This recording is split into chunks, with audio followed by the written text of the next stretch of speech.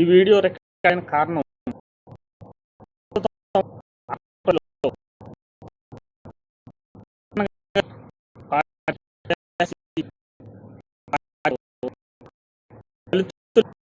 విధంగా ఇబ్బందులు పడుతున్నారు. గత ప్రభుత్వంలో వైసీపీ ప్రభుత్వంలో దళితుల పాత్ర ఎంత ఉందన్నది రెండు విషయాలు మాట్లాడదాం. రాజశేఖర రెడ్డి గారి మీద ఉన్నటువంటి ప్రేమతో అభిమానంతో ఆ రోజుని ప్రతి ఒక్కరు కూడా ఆయన మరణం తర్వాత జగన్ గారి వెంట నట్టం, జగన్ గారిని అధికారంలోకి తీసుకురావడానికి, ముఖ్యమంత్రి పీట ఎక్కించడానికి, వైసీపీ పార్టీని అధికారంలోకి తీసుకురావడానికి దళితులు పడ్డ కష్టము శ్రమ అంతా ఇంత కాదు. ఆ రోజున జగన్మోహన్ రెడ్డి గారు దళితులు నా మేనమామలు అన్నారు. మా ఇంట్లో బంధువులు దళితుల కుటుంబం నుంచే 1000 మందుకున్నామని చెప్పారు. ఎన్నో రకాలుగా మాట్లాడి దళితులను దగ్గర చేసుకున్నారు. ఆ రోజుని జగన్ గారి ప్రభుత్వంలో జగన్ గారిని నమ్ముకుని ఆనాటి ప్రతిపక్ష నాయకులు జగన్ గారి ధైర్యాన్ని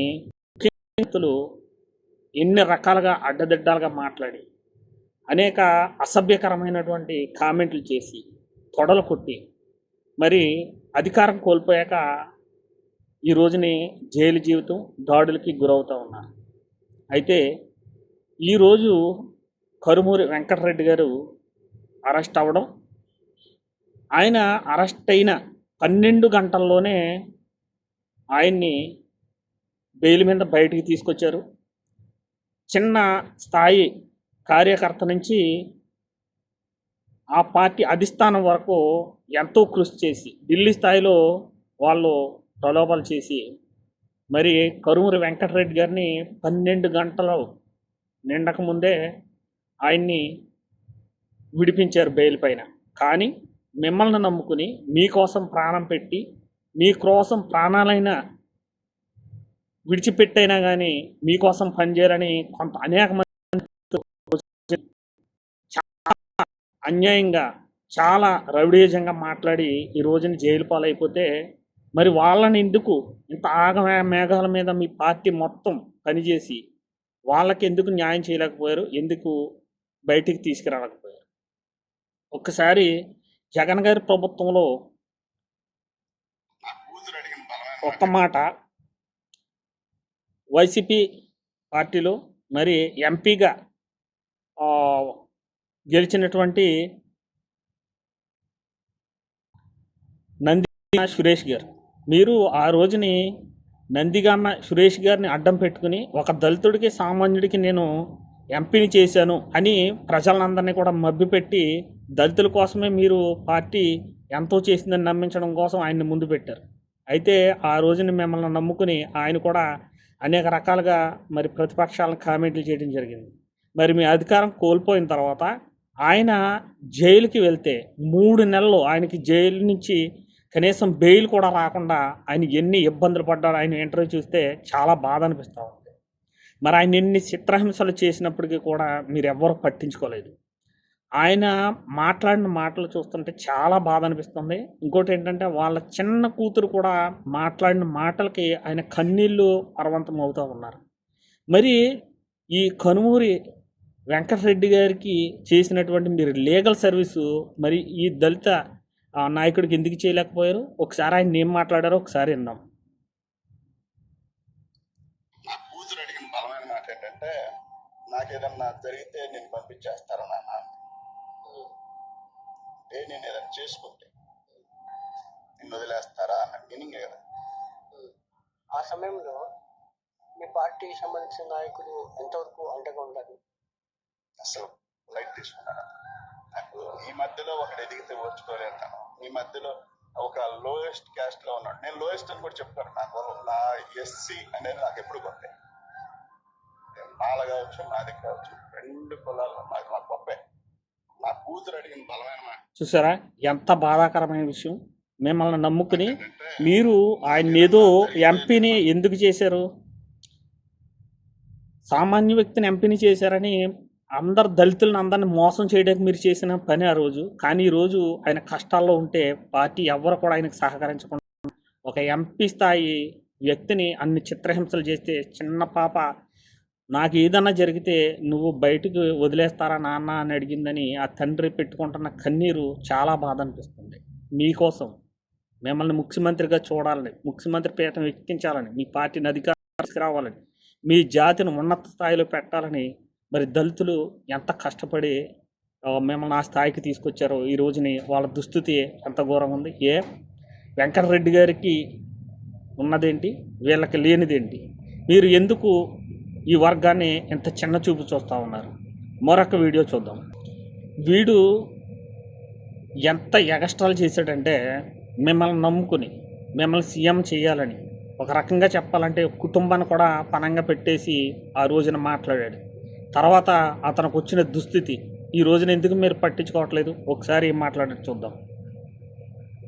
చంద్రబాబు నాయుడు గారికి చెప్పా, లోకేష్ గారికి చెప్పా, నీకు కూడా చెప్తున్నాను. ఈ అమ్మ ఇంకా విను, మీరు 2004 దాకా ఆగలరా? ఇంట్లో యాంగర్ తగిలించిన సొక్క వేసుకొని బయటకు వస్తే ప్రభుత్వం పనిన కుట్ర ఇది. దళితులైన నన్ను చిత్రహింసలు పెట్టారు, 3rd డిగ్రీ ఇచ్చారు కర్నూలులో. నా వెన్నుపూస L4 బోన్ ఫ్రాక్చర్ అయింది, నా testis right side blood clot అయింది గుంటాలతో తనటం వల్ల. చంద్రబాబు నాయుడు చూసారా ఏంటి ఈ దుస్థితి? మరి వీళ్ళంతా మిమ్మల్ని చూసుకునే కదా సార్ ఆ రోజుని అంతా రెచ్చిపోయి మాట్లాడింది, మిమ్మల్ని చూసుకునే కదా. మరి ఆ రోజునేమో మీరు వెనకేసుకొచ్చారు, సపోర్ట్గా నిలబడి బాగా. ఆ రోజున ఎందుకు ఇలా వదిలేశారు? వెంకటరెడ్డి గారికి ఉన్నదేంటి, వీళ్ళకి లేనిదేంటి? ఒక దళితుల్ని ఈ విధంగా మీరు వాడుకుని ఈ రోజు నడి సముద్రంలో వదిలేస్తే వాళ్ళు అనారోగ్యాలు పారైపోయి వాళ్ళ అవయవాలను కూడా కుంటుపరుచుకుని ఈ రోజుని జీవచ్చవాలుగా బ్రతుకుతున్నారు, ఇంకా జైల్లోనే మొగ్గుతూ ఉన్నారు. మిమ్మల్ని నమ్ముకుని వీళ్ళని చేస్తూ ఉంటే ఇంకా కళ్ళు తెరవని దళిత జాతి కొంతమంది ఇంకా మీ గురించి పబ్లిక్లో సోషల్ మీడియాలోనూ తెగ రెచ్చిపోతూ ఉన్నారు. వాళ్ళకి తెలియని విషయం ఏంటంటే ఇటువంటి సంఘటనలు చూసి కూడా వాళ్ళ కళ్ళు మూసుకుపోయి ఒక మాయలో మత్తులు పడి ఇంకా జగన్ గారు అంటూ ఇలాంటి కారు కూతలు కూసేవాళ్ళు కొత్తగా ఇంకా చాలామంది దళితుల నుంచి పుట్టుకొచ్చారు. ఆ అక్క చెల్లెళ్ళు చాలామంది మాట్లాడుతూ ఉన్నారు. ఇంకా ఆ జాడ అనేవాడు ఎవడైతే ఉన్నాడో వాడు నేను జడ్జిని అంటాడో లాయర్ని అంటాడో వాడు కూడా అదే విధంగా కోస్తున్నాడు. ఇటువంటి పరిస్థితులు చూసిన తర్వాత కూడా వీళ్ళకి బుద్ధి రాకపోవడం చాలా బాధాకరమైన విషయం. మీరు అధికారంలో ఉండగానేమో పదవులో నామినేటెడ్ పోస్టులన్నీ కూడా మీ వర్గం మీ జాతి వాళ్ళకి కేటాయించుకున్నారు. దళితుల్ని కనీసం ఎదురుకు కూడా రానివ్వలేని సంఘటన ఆ రోజు మేము చూసాం. ఈ రోజున అధికారం కోల్పోయిన తర్వాత మీకు దళితులే కావాల్సి వచ్చింది. వాళ్ళ చేతే మీరు పార్టీని ప్రభుత్వాన్ని టార్గెట్ చేసి మాట్లాడుతున్నారు. వాళ్ళకి ఏదైనా మరి వాళ్ళ మాట్లాడి అతి చేష్టం వల్ల ఇలాంటి కేసులు కనుక ఎదుర్కొనే పరిస్థితి వస్తే మీరు దళితులను అయితే చెయ్యి వదిలేసి మీ వర్గం వారిని అయితే కనుక మీరు 12 గంటలు గడవక ముందే ప్రతి ఒక్కరూ కూడా ఎంతో కష్టపడి పోరాడి ఇమ్మీడియట్గా బయటికి తీసుకొచ్చే ప్రయత్నం చేస్తున్నారు. మరి నిన్న అరెస్ట్ అయ్యి మరి బెయిల్ మీద విడుదలైన వెంకటరెడ్డి గారు ఏం మాట్లాడారో అది కూడా చూద్దాం. జగన్ గారు చూడండి, వెంకటరెడ్డి గారు ఏం మాట్లాడారో చూద్దాం. మొన్న మధ్య నాకు నోటీసులు ఇచ్చా, నేను వైలెన్స్ చేసి రోజు టీవీలో మాట్లాడుతున్నాను. అంటే మేజర్ వాళ్ళు చేసిన అభియోగం ఏంటంటే నేను కేసులు పెట్టినా మళ్ళీ వచ్చి టీవీలో మాట్లాడుతున్నా, ఇప్పుడు టీవీలో మాట్లాడకూడదు.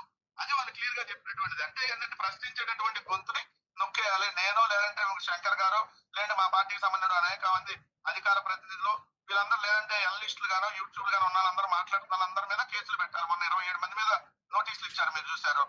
సో నేను ఒకటైతే స్పష్టంగా చెప్తున్నాను సార్, నిన్న నాకు జరిగినటువంటి దానికి YSR Congress party entire family including Jaganmohan Reddy గారు చొరవ తీసుకొని జగన్మోహన్ రెడ్డి గారితో పాటు లీగల్ టీము ప్రతి ఒక్క నాయకుడు ప్రతి ఒక్క కార్యకర్త ఏదైతే ఒక వైఎస్ఆర్ కాంగ్రెస్ పార్టీ కుటుంబ సభ్యుడికి కష్టం వస్తే మేమందరం అండగా ఉంటామని చెప్పి ఎంటైర్ పార్టీ నిన్న నాకు చెప్పింది. సో అది రేపొద్దున ఏ కార్యకర్తకైనా నిజంగా కూడా చాలా భరోసా కలిగించేటువంటి. సో వైఎస్ఆర్ ఏ తప్పుడు కేసులు పెట్టి ఏ విధంగా మమ్మల్ని వేధించినా YSR Congress party entire party అండగా ఉంటుంది.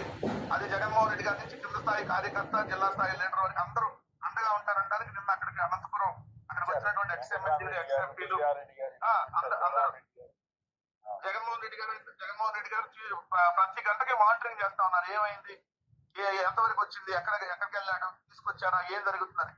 సో నేను ఒకటైతే నిజంగా వైఎస్ఆర్ కాంగ్రెస్ పార్టీ కార్యకర్తకి గర్వపడుతున్నాను సార్.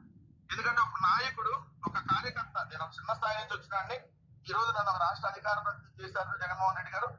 చిన్న కష్టం కాదు, పెద్ద కష్టం. ఎందుకంటే నాతో పాటు ఇంట్లో ఉండేది మా మిస్సెస్ పాప, చిన్న పాప. చూశారు కదా, ఒక చిన్న స్థాయి కార్యకర్తనని అతనే చెప్తున్నాడు. చిన్న అధికార ప్రతినిధికి ఈ రోజున పార్టీ అంతా అండగుండి జగన్ గారు ప్రతి నిమిషం కూడా ఫాలోఅప్ చేసి ఆయన్ని కోసం ఎంతో కృషి చేసి 12 గంటల్లో తీసుకొచ్చి, కానీ ఎంపీ స్థాయి క్యాండిడేట్ని ఎంపీగా చేసిన వ్యక్తిని నట్టేట ముంచేశారు. కూతురు భార్యను కూడా మరి ఏదైతే ఆ పోలీసులు చేసినటువంటి తోపులాట్లో కూడా గాయపడిందని చెప్పేసి ఆ మాజీ ఎంపీ గారు నందిగం సురేష్ గారు మాట్లాడుతున్నారు. చిన్న కూతురు డాడీ నాకు ఏదన్నా అయితే నిన్ను వదిలేస్తారా అని ఆమె కూడా త్యాగం చేయడానికి, జగన్ గారి కోసం చిన్న పాప కూడా త్యాగం చేయడానికి సిద్ధపడి ముందుకు వచ్చింది. ఇలాంటి దళితుల్ని మీరు ఇంత అన్యాయం చేస్తూ ఉంటే ఇప్పటికీ కూడా కళ్ళు తెరవకుండా కొంతమంది మా దళిత అక్కా చెల్లెళ్ళు అన్నదమ్ములు మీకోసం గొడ్డలు చించుకుంటున్నారు, పీక్ కోసుకుంటా జైలు జీవితానికి కొన్ని కుటుంబాలను కూడా త్యాగం చేయడానికి సిద్ధపడ్డారు. కానీ ఈ పార్టీలో దళితుల్ని బలిగా చేసి వాళ్ళ సామాజిక వర్గాన్ని నెత్తిన పెట్టుకుని ఈరోజు ఈ పార్టీ చేస్తున్నటువంటి ఈ దుర్మార్గాన్ని ప్రతి ఒక్కరు గుర్తించాలి. నా దళిత సామాజిక వర్గమా, ఒక్కసారి ఆలోచించండి. బాబాసాహెబ్ అంబేద్కర్ చెప్పినప్పుడు మనం అధికారం కోసం వెళ్ళాలంటే వీళ్ళని నమ్ముకుంటే మనకు జరగదు. మన స్వేచ్ఛ, ఏ పార్టీలో కన్నా వెళ్ళొచ్చు, ఏ పార్టీకైనా మనం పనిచేయచ్చు. కానీ మరీ మనం బానిసత్వంగా చేసి బానిసలుగా అయిపోయి మన కుటుంబాలనే త్యాగం చేసి ఒక ఉన్నతమైన వర్గం వ్యక్తిని సీఎంని చేయడానికో వాళ్ళ పార్టీని అధికారంలోకి తేవడానికో మన కుటుంబాన్ని కూడా నాశనం చేసుకుని మన ప్రాణాన్ని కూడా పోగొట్టుకునే విధంగా పనిచేయవలసిన, బానిసత్వం చేయవలసిన అవసరం లేదు. దయచేసి గమనించండి. ఈ వ్యత్యాసాన్ని గమనించి పని చేయాలని నేను కోరుకుంటున్నాను.